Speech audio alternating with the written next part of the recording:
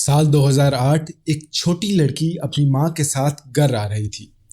Court से उसकी आंखों में आंसू थे, हाथ कांप रहे थे। उसकी माँ कहती है, बेटा सब कुछ ठीक हो जाएगा, इंसाफ जरूर मिलेगा। लड़की कुछ नहीं कहती, बस चुपचाप अपने कमरे में चली जाती, क्योंकि वो जानती थी कि इंसाफ नहीं मिलेगा। जिस आदमी ने उसका बचपन छीन लिया, जिसने उसके साथ वो सब किया जो एक 14 साल की बच्ची के साथ नहीं होना चाहिए था, वो आदमी सिर्फ 13 महीने जेल में रहे। और वो भी असली जेल में नहीं, एक ऐसी जेल जहां वो दिन में बाहर जा सके, अपने ऑफिस में काम कर सके, अपनी लग्जरी लाइफ एंजॉय कर सके, और सिर्फ रात में वहां जेल में सोने के लिए आए। 13 महीने बस। और उस लड़की का दर्द, उसका ट्रॉमा, उसकी टूटी हुई जिंदगी, उसकी कीमत सिर्फ 13 महीने थी। उस रात वो लड़की अपने बिस्तर पर लेटी हुई सोचती है, अगर वो इतना ताकतवर है, इतना अमीर है, इतने बड़े लोगों का दोस्त है, तो क्या मैं गलत थी? क्या ये सब मेरी गलती थी और ये सिर्फ एक लड़की नहीं थी? ऐसी सोच से ज्यादा बच्चियां थी जिनकी जिंदगी बर्बाद हुई, लेकिन दुनिया ने उनकी बात नहीं सुनी, क्योंकि सामने वाला बंदा बहुत ही पावरफुल इंसान था। उसके पास प्राइवेट जेट थे, अपना आइलैंड था, $1 बिलियन थे, और सबसे इंपॉर्टेंट, उसके पास पावरफुल दोस्त भी थे। प्रेसिडेंट, प्रिंसेस, बिलियनर्स सब उसके दरवाजे पर आते थे। 10 अगस्त 2019 की सुबह ये बंदा अपनी जेल सेल में मरा मिला। तब पूरी दुनिया में सिर्फ एक ही सवाल गूंजा, क्या ये सच में सुसाइड था? लेकिन असल सवाल कुछ और है। असली सवाल ये है कि आखिर ये बंदा इतने सालों तक इतने जुर्म करने के बाद कैसे बचा रहा? कितने लोगों ने उसे बचाया? कितने लोगों ने आंखें बंद कर ली? और सबसे बड़ा सवाल, वो सब लोग कौन है जो अभी तक आजाद घूम रहे हैं? और इस शख्स का नाम है Jeffrey Epstein. Jeffrey Edward Epstein पैदा हुआ 1953 में ब्रुकलिन में, मिडिल क्लास जूइश फैमिली में, और इसका बाप एक गवर्नमेंट एम्प्लॉय था। जिंदगी बिल्कुल इनकी आम सी थी, लेकिन जेफरी एप्स्टीन को बचपन से ही पता था कि वो अमीर बनना चाहता है, बिल्कुल अमीर, और वो कुछ भी करने को तैयार। 1970s में उसने फिजिक्स और मैथमेटिक्स की टीचिंग शुरू की डाल्टन स्कूल में। ये एक एलीट प्राइवेट स्कूल था न्यूयॉर्क में, यहाँ पर अमीर लोगों के बच्चे पढ़ते थे, और यहाँ पर ही एप्स्टीन को पहली बार एलीट क्लास का टेस्ट मिला। लेकिन सिर्फ 2 साल बाद अचानक एप्स्टीन ने टीचिंग छोड़ दी। क्यों? क्योंकि वो समझ गया था कि असली पैसा टीचिंग में नहीं है, बल्कि वॉल स्ट्रीट में है, जहाँ बहुत ही अमीर लोग रहते हैं। और फिर 1981 में एप्स्टीन की मुलाकात हुई एक शख्स से जो आने वाले दिनों में उसकी जिंदगी बदलने वाला था। उसका नाम था लेस्ली वेक्सनर, विक्टोरिया सीक्रेट्स का ऑनर, बिलियनर। वेक्सनर ने एप्स्टीन को अपना फाइनेंशियल एडवाइजर बना लिया, और ये सिर्फ एडवाइजर क्लाइंट का रिश्ता नहीं था, बल्कि वेक्सनर ने एप्स्टीन को अपनी पावर ऑफ अटॉर्नी भी दे दी। उसका मतलब ये था कि जब वेक्सनर मर जाएगा तो सारी दौलत एप्स्टीन के हवाले कर दी जाएगी। मतलब एप्स्टीन अब वेक्सनर की $1 बिलियन कंट्रोल कर सकता था। एक आर्टिस्ट लड़की जिसका नाम मारिया फार्मर, उसने FBI में कंप्लेंट की कि उसने कहा कि एप्स्टीन और उसकी गर्लफ्रेंड गिस्लेन मैक्सवेल ने उसके साथ गलत काम किए, और ये सिर्फ शुरुआत थी। लेकिन FBI ने कुछ नहीं कहा, कंप्लेंट फाइन मुकम्मल तौर पर बंद कर दी गई। ये वो लम्हा था जब ये सब रोका जा सकता था, लेकिन जानबूझकर रोका नहीं गया। पाम बीच फ्लोरिडा एक 14 साल की लड़की अपनी माँ के साथ पुलिस स्टेशन गई और एक कंप्लेंट दर्ज करवाई। उसने कहा कि अमीर आदमी ने उसे $200 दिए सिर्फ मसाज के लिए, लेकिन वो मसाज नहीं था, वो कुछ और था। उस लड़की ने पुलिस को एक नाम दिया, जेफरी एप्स्टीन। पुलिस ने इन्वेस्टिगेशन शुरू की, और जितनी इन्वेस्टिगेशन आगे बढ़ी उतना ही बड़ा केस होता गया। एक लड़की नहीं, 10 नहीं, 50 नहीं, बल्कि पुलिस को पता चला कि एप्स्टीन ने कई 100 लोगों के साथ ये किया है। सबसे छोटी उम्र सिर्फ 14 साल थी। पैटर्न बिल्कुल क्लियर था। एप्स्टीन अपने घर में लड़कियों को बुलाता, $200 से $300 देता, कहता मसाज करो, और फिर उन पर फिजिकल अब्यूज करता। और अगर कोई लड़की दोबारा नहीं आना चाहती तो एप्स्टीन कहता, तुम्हारी दोस्त को भेजो, तुम्हें उसका पैसा मिलेगा।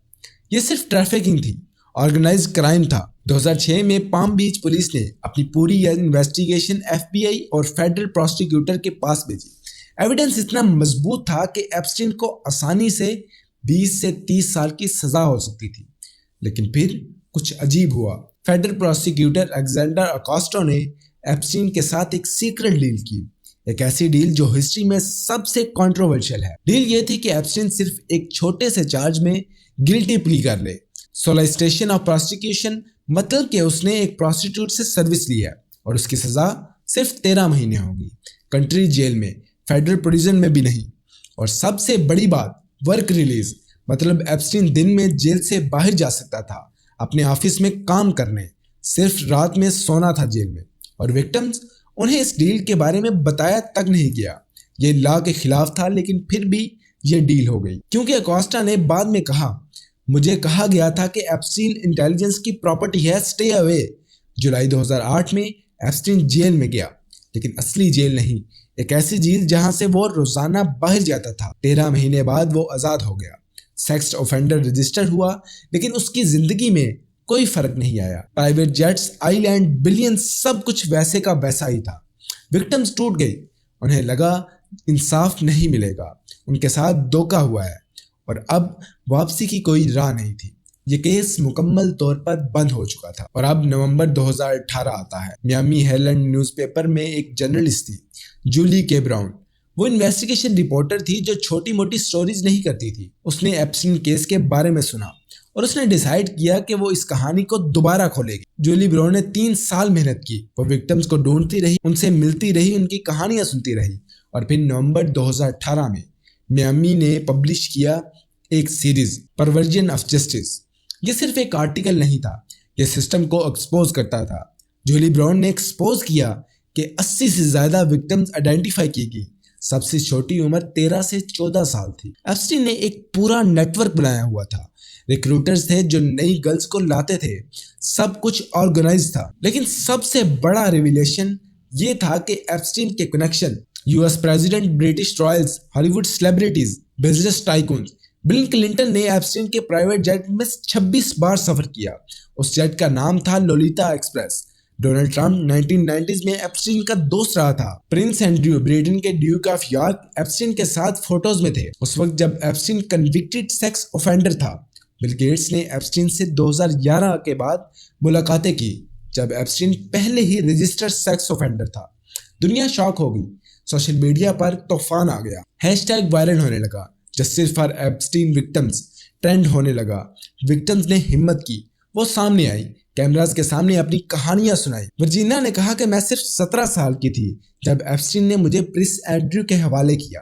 प्रेशर बढ़ रहा था, मीडिया हर रोज नए रेलिवेशन ला रही थी। फेडरल प्रोसिक्यूटर के पास अब कोई रास्ता नहीं था, उन्हें केस दोबारा खोलना पड़ा। 6 जुलाई 2019 न्यू जर्सी। जेफरी एप्स्टीन अभी पेरिस से अपने प्राइवेट जेट में वापस आया था कि जैसे ही वो इमिग्रेशन क्रॉस कर रहा था, FBI एजेंट्स ने उसे घेर लिया। उस पर चार्जेस थे sex trafficking of minors, conspiracy of commit sex trafficking, और अगर ये चार्जेस प्रूव होते तो एप्स्टीन को 45 साल तक की सजा सुनाई जा सकती थी, और वो उस वक्त 66 साल का था। मतलब उसकी बाकी जिंदगी जेल में गुजरती। कोर्ट में बेल हियरिंग हुई। एप्स्टीन के लॉयर्स ने कहा कि हमारा क्लाइंट को बेल मिल जानी चाहिए, वो कहीं नहीं भागेगा, उसके पास प्राइवेट जेट है, लेकिन वो उसको यूज नहीं करेगा। लेकिन जज ने साफ मना कर दिया कि mister Epstein is a danger for the community. Bail deny हो गई। एप्स्टीन को भेजा गया मेट्रोपॉलिटन करेक्शनल सेंटर मैनहट्टन में। ये वो जेल थी जहां ड्रग लॉर्ड्स और टेररिस्ट रखे जाते थे। पहली बार एप्स्टीन की लग्जरी जिंदगी छिन गई थी। अब वो आम कैदियों की तरह जेल सेल में था। विक्टिम्स खुश थे, उन्हें लग रहा था कि अब फाइनली जस्टिस मिल गया। मीडिया सर्कस लग गया, हर चैनल हर रोज एप्स्टीन की कवरेज कर रहा था। लेकिन एप्स्टीन के लॉयर्स काम कर रहे थे, वो बेल के लिए फिर से अप्लाई करने वाले थे, एविडेंस चैलेंज कर रहे थे। और एप्स्टीन वो जेल में क्या सोच रहा था? क्या वो डर रहा था, या फिर वो ये सोच रहा था कि वो दोबारा बच जाएगा जैसे पहले बच गया था? क्या वो कॉर्पोरेट करने वाला था? क्या वो बाकी पावरफुल लोगों का नाम बताने वाला था? ये सारे सवाल पूरी दुनिया के दिमाग में थे। लेकिन 23 जुलाई 2019 सुबह के 6 बजे जेल गार्ड ने एप्स्टीन को उसके सेल में सेमी कॉन्शियस हालत में पाया। उसके गले पर मार्क्स थे। पता नहीं ये सुसाइड अटेम्प्ट था या कि किसी ने अटैक किया हो। हॉस्पिटल ले गए, ठीक हुआ, वापस जेल भेज दिया गया। प्रोटोकॉल्स के मुताबिक एप्स्टीन को सुसाइड वॉच पर रखा गया, मतलब 24 घंटे मॉनिटरिंग। हर वक्त कोई गार्ड उसके पास देखा जा सकता था। लेकिन सिर्फ 6 दिन बाद सुसाइड वॉच हटा दी गई। क्यों? कोई क्लियर जवाब नहीं था। एप्स्टीन को एक सेलमेट के साथ रखने का ऑर्डर था ताकि वो अकेला ना हो। 26 जुलाई को उसका सेलमेट ट्रांसफर हो गया, नया सेलमेट नहीं दिया गया। एप्स्टीन अब अकेला था अपने सेल में। जेल के अंदर से खबरें आ रही थी। गार्ड्स ने कहा कि उन्हें ओवर टाइम ज्यादा कर दिया गया है, स्टाफ की कमी हुई, सिक्योरिटी लैप्सेस हुए। एप्स्टीन के लॉयर्स उसे रेगुलर मिलते रहे। वो कहते थे कि एप्स्टीन कॉन्फिडेंट है, वो लड़ेगा केस, लेकिन जेल के हालात खराब थे। एमसीसी एक पुरानी जेल थी, कैमरास खराब थे, गार्ड सो जाते थे ड्यूटी के दौरान। विक्टिम्स को डर लगा कहीं एप्स्टीन फिर से बच तो नहीं जाएगा, कहीं वो कोई और डील तो नहीं कर लेगा, या कहीं वो कारपोरेट करके बाकी पावरफुल लोगों के नाम तो नहीं लेगा। दुनिया के बहुत सारे ताकतवर लोग इस वक्त परेशान थे, उनके नाम एप्स्टीन की ब्लैक बुक में थे। अगर एप्स्टीन ने सब कुछ बता दिया तो फ्लाइट लॉग्स, फोटोज, वीडियो सब कुछ एप्स्टीन के पास था। वो एक वॉकिंग टाइम बम था। और फिर 9 अगस्त की रात हुई, 10 अगस्त 2019 सुबह के 6:30 एमसीसी जेल में गार्ड्स अपनी रूटीन पर थे। जब वो एप्स्टीन के सेल पर पहुंचे, दरवाजा बंद था, अंदर से कोई आवाज नहीं आ रही थी। सेल का छोटा सा विंडो था। गार्ड ने अंदर देखा, जेफरी एप्स्टीन लटका हुआ था बेडशीट के साथ, सेल के ऊपर वाली रॉड से। डॉक्टर आए, सीपीआर किया, एम्बुलेंस में डाला, अस्पताल ले गए। 7:36 पर जेफरी एप्स्टीन को मुर्दा करार दे दिया। दुनिया में तूफान आ गया। न्यूज चैनल ने ब्रेकिंग न्यूज चलाना शुरू कर दी। सोशल मीडिया पर लोग शॉक थे, लेकिन सबसे ज्यादा विक्टिम टूट गए। जेनिफर ने कहा, हमें जस्टिस चाहिए था, कोर्ट में हम उसे फेस करना चाहते थे, हमारी आवाज सुनानी चाहिए थी, लेकिन उसने इजी वे निकाल लिया। लेकिन जितनी जल्दी ये न्यूज आई, उतनी ही जल्दी एक और चीज स्प्रेड होने लगी, कॉन्स्पिरेसी थ्योरीज। ये सुसाइड नहीं हो सकता, किसी ने उसको मारा है, वो बहुत कुछ जानता था, उसे चुप करा दिया गया है। और फिर डिटेल्स आनी शुरू हुई, थ्योरीज को मजबूत करती गई। सेल में कोई सेलमेट ही नहीं था, प्रोटोकॉल के खिलाफ। दोनों गार्ड सो गए थे ड्यूटी के वक्त। सेल के बाहर जो कैमरास थे वो भी खराब हो गए थे, उनका फुटेज ही नहीं मिला।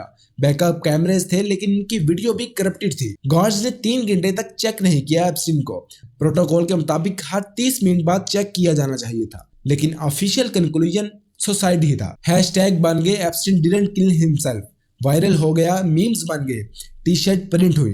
लेकिन सच्चाई शायद कभी पता नहीं चलेगी, क्योंकि अब एप्स्टीन जा चुका था और उसके साथ उसके बहुत सारे राज भी चले गए थे। कोर्ट केस खत्म हो गया, विक्टिम को जस्टिस नहीं मिला, को कॉन्स्पिरेटर्स वो सब आजाद थे। ब्लैक बुक में जितने नाम थे, अब उन्हें कोई थ्रेट नहीं था। पावरफुल लोग राहत की सांस ले रहे थे और विक्टिम्स रो रहे थे। लेकिन कहानी यहाँ खत्म नहीं हुई थी। जहाँ एक और शख्स था जो इन सब में इन्वॉल्व था, Ghislaine Maxwell, British socialist, media tycoon Robert Maxwell की बेटी, एप्स्टीन की गर्लफ्रेंड, और विक्टिम्स के मुताबिक उसकी पार्टनर इन क्राइम भी थी। विक्टिम ने कहा, गिज़लीन ही हमारी रिक्रूटर थी, वो ही हमें एप्स्टीन के पास ले गई, उसने हमें ग्रूमिंग किया, हमसे दोस्ती की, हमारा ट्रस्ट जीता और फिर हमें एप्स्टीन के हवाले कर दिया। अगर एप्स्टीन प्रीडेटर था तो गिज़लीन उसकी हंटर थी। एप्स्टीन की मौत के बाद गिज़लीन गायब हो गई, कोई नहीं जानता था कि वो कहाँ है, लेकिन FBI उसे ढूंढ रही थी। 2 जुलाई 2020 को न्यू हैम्पशायर में एक छोटे से टाउन ब्रेडफोर्ड में एक लग्जरी हाउस था। जंगल के बीच $1 मिलियन की प्रॉपर्टी कैश में खरीदी गई, एक फेक कंपनी के नाम पर। उस घर में गिज़लीन मैक्सवेल छुप कर रह रही थी। FBI ने रेड किया, दरवाजा तोड़कर अंदर घुस गए। गिज़लीन को गिरफ्तार किया गया और उस पर charges enticement of minor, sex trafficking of children, परजुरी।